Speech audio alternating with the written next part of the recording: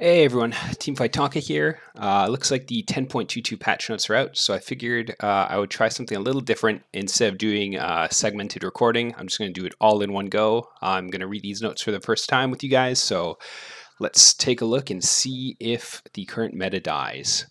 Welcome to the Fallen of the Divine. This week patch is small, takes out some outliers to the B patch. Okay. So here's the highlight that we saw already, but let's go into the actual details. So systems. Players will now take a minimum of 1 damage on losses.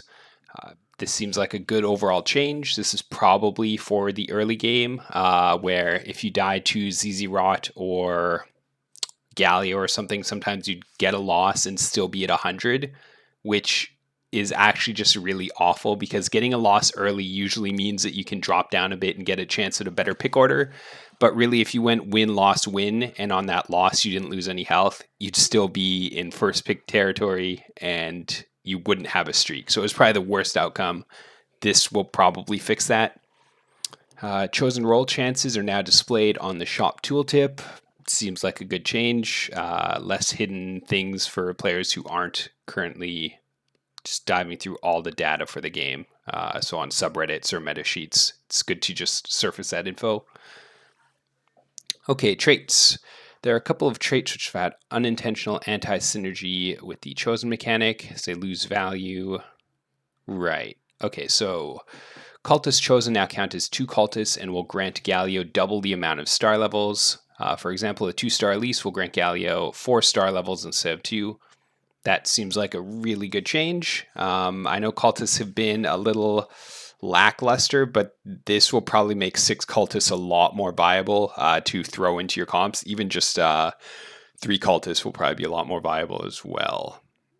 Just because I think cultist was actually in a good spot this last patch, but it was so overshadowed by Shiv Warwick and then sharpshooters and Mystic Vanguards. I think we might actually start seeing a lot more cultist splashes in comps now, depending on what the nerfs were to those comps I just mentioned. Keeper chosen now count as 2 keepers and grant double the amount of shields. Again, this is probably a really good change. Static Shiv, I think, I don't know. I haven't really seen Shiv since the Warwick nerf on the B patch. But I think this makes Keeper Cannon a lot more viable. If you're like me, when you see Keeper Cannon, I generally skip it. For 3 costs, he's usually not what I'm looking for, but if he's getting that double shield right off the bat on himself, that probably makes him tanky enough to get at least 1 full ult off, maybe even 2 without itemization. It's probably a good change. Dazzler attack speed reduction, or sorry, attack damage reduction. Oh, it actually has 2 different tiers now. Yeah, 80% damage reduction is huge. That's actually so significant. It actually might make running 4 Dazzler not a complete troll anymore. And it looks like it's just 8 seconds all the time. That said, depending on the Dazzler you get, this actually might not matter, because if you have 4 Dazzlers in, chances are they're constantly reapplying the Dazzler duration buff already, right? So even though this time went down with 4 Dazzlers, if you can keep them alive, that's essentially reducing all damage by 80% for the duration of them living, right? Especially someone like Morgana, where it's constantly reapplying. Seems like a great change. It actually might make Dazzler 4 viable. I think of all the missions that we have in the game to like run this many Shade or run this many Warlords, the only one I have left is run 4 Dazzler, because that shit's kind of bad. Okay, 4 Ninja attack damage and spell damage nerfed by 10. Fair change. I've been seeing a lot of Ninja. I don't think this is going to kill it by any means. Probably just tone the power down a bit, especially if you high roll Shen early. Like if you get 4 ninjas online at like level 5 or 6 before that 3rd carousel, you're in a really good spot to win streak yourself to top 4 if you can hit your items. Sharpshooter damage reduction per ricochet goes from 65, 50, and 35 to 55, 50, and 45. Okay, wait, how does this work? So sharpshooter damage reduction. So it looks like it actually gets buffed early and nerfed late, right? 35% damage reduction is less than 45. Okay, that makes sense. So I think the issue with this is sharpshooter in its current state seems to only be run successfully when you get a chosen sharpshooter, which means you're really only ever running 6 sharpshooter outside of maybe the dust comp.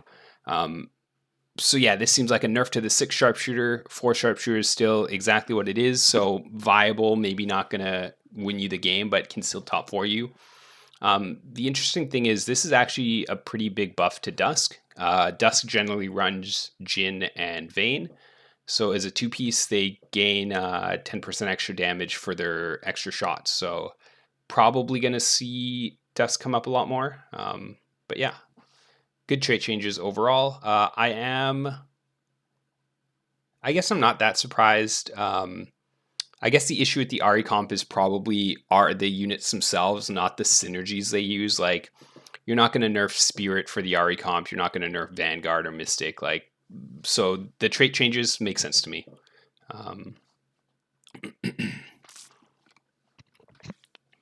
So champions, tier 1 champions. Fiora chosen bonus changes from health to max mana reduction. Okay, that's pretty interesting. So if you don't know, each chosen gets a bonus stat to one particular item, whether it's, I think, more health, lower mana pool, extra AP, something like that. So I guess Fiora on live right now is getting extra health, which Fiora is a pretty garbage champion. So if she can stun more, maybe slamming a comp that runs Sojin, having her as your Sojin carry until you sell her later is probably going to be a lot more viable. She'll probably be stunning like crazy. Does this bring Fiora into meta as someone that you'd keep past like the first 4 rounds? Probably not, but a nice quality of life change. Lissandra's 1,000 daggers targeting goes from her attack target to the highest attack damage. So this is interesting. I'm not sure how this is going to work. If the highest attack damage target is in the back, I guess she'll fire at it and it'll work like Urgot ult from last set, where it'll probably be blocked by whoever's blocking that unit. But you could set this up in a lot of ways to not hit Azir shields. I'm trying to think of any use cases around this. This is probably a very good change. It means that you can have more positions for where you put your Lissandra. Like, you can actually probably put her right in the middle of the map, and then depending on what corner the AD carries are, she'll actually fire at those carries, and she won't just whiff every ult down the middle. So a bit more strategy to it. It might make the Moonlight Lissandra, well, it will make the Moonlight Lissandra build a little better. So that's nice change. Vayne Silverbolt's true damage gets a buff at every level. Pretty significant buff too. 10 damage is nothing to scoff at early, and then she gets 15 on each of the other 2. So that's a nice change. I think there have been a couple builds where you run Dusk Vayne and you sort of make her the carry with your attack speed items instead of Jin, especially if you can 3-star. So I think that becomes a lot more viable now. Tier 2 champions. Vi chosen health bonus. Oh, so same thing with the chosen. So she used to get health, and now she's getting max mana reduction. This one's actually a lot more significant than Fiora. I think Vi has actually been pretty sleeper OP right now. Again, I don't think you run her in many endgame comps, but she can carry you through until like level 8, especially if you're running an attack damage oriented comp, because she just shreds armor, and with the amount of Vanguards being run right now, that's pretty big. Not just Vanguards, but frontliners who use chain vest items, right? So max mana reduction, this actually might make her viable to 3 cost. Because if she's shredding, what, I think it's 90 or 99% of everyone's armor at 3-star Vi, if she's shredding that every couple auto attacks instead of, I think it takes her 5 or 6 right now, that could be significant. Oh yeah, and it looks like they upped her spell damage by 200. Yeah, I would say chosen 3-star Vi might be viable in even something like a Brawler Ash comp. Cool. Vi armor. Oh, the shred duration goes up too. Yeah, so there's going to be some testing around this, but I would assume that with this change, a 3-star chosen Vi can probably keep someone armor shredded the entire duration, and she can probably reapply the shred again before it wears off. So it won't double the shred, but it'll just keep reapplying the buff as long as she lives. This is interesting. I'm definitely going to be trying to 3-star chosen Vi a couple times and see how that works. Tier 3, Akali Mana Lock after spellcast, 1 second to 1.25 seconds. This is probably in the same vein as how Jinx works when they made that change to her to sort of lock her spell out for a second. So she probably won't just be auto, alt all the time. There's probably going to be a slight delay. Honestly, I'm not quite sure how that system works. That's just my interpretation of what these patch notes mean. It's got to be significant enough that it would mention something. It probably actually is just for when she's getting attacked. I assume she can still auto attack, alt. So interesting. Evelynn, last caress damage. So Evelynn's alt damage got crazy boosted to 1400. Evelynn 3 was already kind of scary, but I think people only went for Evelynn 3 accidentally, or they were trying some weird build. Do I think this really changes her all that much? Not really. Evelynn 3 was basically one-shotting backline units anyways. This might help her cut through the frontline units now. Nunu, consume damage, stays the same. So it goes up 500 at 3 cost. So this is a little more significant. From what I've heard, Ashe also gets a buff. So I think that Elderwood and Brawler Ashe, basically Ashe comps, I think are going to be back on the main menu this week. And seeing as Nunu is a pretty core unit in those builds, trying to 3-star Nunu might actually, it's going to happen a lot more, and he gets an extra 500 damage. If you do the true damage, that's a lot of damage. Nunu could be a viable second carry. He's probably still going to hold all your tank items, and maybe you don't backline him anymore. So yeah, cool change. That's a lot of damage. Maybe the Darius effect from set 3. Okay, Ahri Spirit Bomb. Damage goes down by 25, 75, and stays the same at 3-star. No one's getting 3-star Ahri anyways. Okay, what I think this means is that people aren't going to instantly tech in Ahri at 1-star, because even at 1-star right now, 1-star Ahri with perfect items feels really bad, as she probably should because she's launching a Spirit Bomb, right? 25 damage may not seem like a lot, but if you consider that she could barely... so I got a fucking fly flying around me. But if you consider that she could barely do anything as a 1-star unit right now when she crits, losing an extra 25 base damage is a lot. And then even at 2-star, I think what this might mean is that she's not going to be one-shotting every 2-star unit all the time now. I think she's going to need some perfect itemization. I don't think this kills the Ahri comp at all, but I think it kills it for people who are hard forcing it without the right items. I'm sure you've seen in the last 2 weeks people playing this game. People would just sort of force Ahri and then find the items after. I think this sort of changes your mindset where if you don't have at least 1 or 2 really good Ahri items going into level 7, level 8, then maybe you consider going a different build. Yeah, 75 damage is significant, especially with how the damage multiplies off of the items you have. So I think unless you're getting perfect Ahri items, or you just high roll 3 Ahris early, I don't think you're forcing this comp every game. It's a nice fix. Okay, Ashe fixed a bug where 4 out of 5 Ashe's flurry shots could not critically strike or be dodged. That seems significant. I didn't actually know this was a thing. It sounds like... I assume it's probably only the first shot that was able to critically strike or be dodged. So this is like a double-edged sword though, right? Because what this means is that one shot,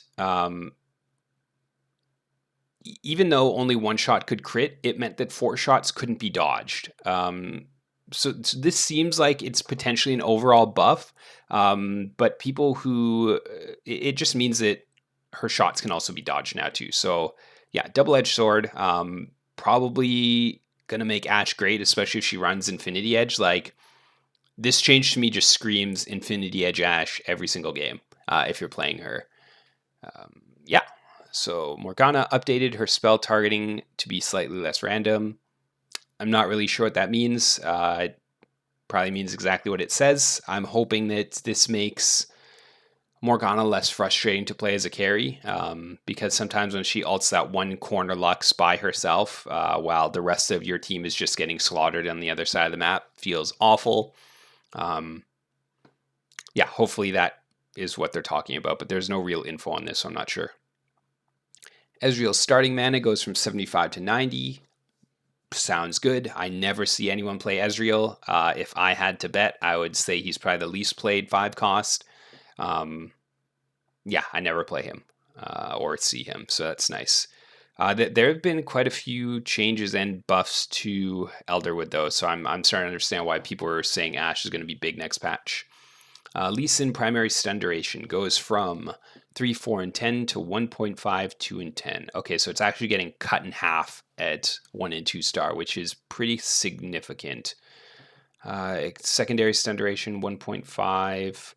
So secondary stun stays the same. It actually gets upgraded 2 stars. That's nice, I guess. So what this means is if Lee Sin is kicking your Sejuani or your Aatrox, some sort of frontline unit, there is a potential chance for that unit to sort of turn around and get their ult off on the Lee Sin. I think what this does is increases the need to put some items on Lee Sin. I know some people itemize him, but if you just drop Lee Sin as a unit, you're usually using him to just kick someone out.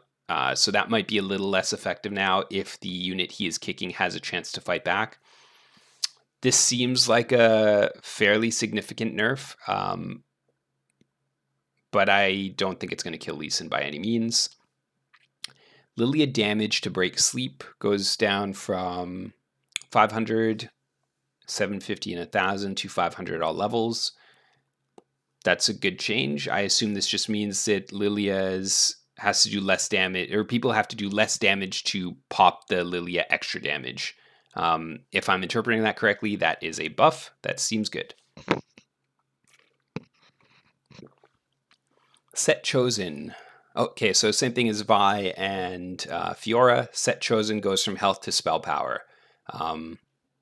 Sounds good, especially since sets usually run with brawlers, so like the extra health is nice, but it's not really doing that much for him.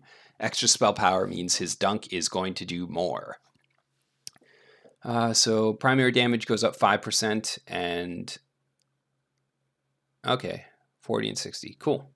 Yeah, so set buffs. Maybe he's seen a lot more. Again, this is a lot of buffs that float around the Elderwood, Brawler, Ashe comps.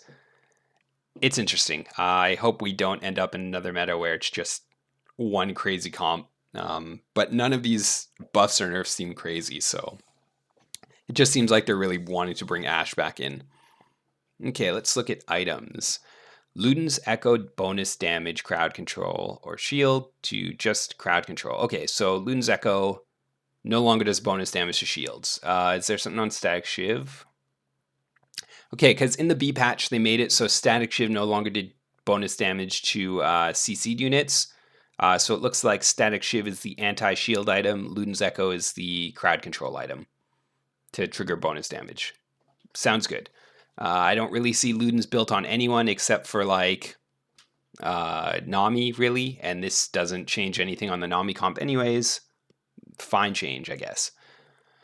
Rabadon Death Cap gets 5 extra AP. Cool. I will almost never build Rabadon unless the game is just forcing rods down my throat. Ha. Yeah, Rabadon's is kind of a waste, in my opinion. You can build Lockets, you can build Jeweled Gauntlets, you can even Ionic Sparks seem to have a little more love than this. But maybe building a Rabadon's feels a little less bad now. Runen's Hurricane bolt damage goes from 75% to 100. Wow, 100% AD. Okay, so that change we were talking about earlier where Dusk, so Sharpshooters gets a buff at 2-piece. This is instantly a Jhin item. I think this is... Okay, do you remember set 3? Deathblade, QSS, and Runin's Hurricane Jin. That is the build that you go every time. Mark my words. Just play Dusk and do that. This seems insane on him. I don't see any way that his best in slot is not going to be Runin's Hurricane, Deathblade, and QSS. Seems like a huge buff. Actually, besides Jin, this is probably a really big buff to Callista. Okay, not a big buff. Callista's base damage is negligible. Like, she doesn't really do anything. She wants to pop people, but this is just some bonus damage, so it'll be nice. I'm sure there's going to be a lot of other use cases around this, actually, but I think we'll have to do some testing to find out who can really, I guess, abuse that.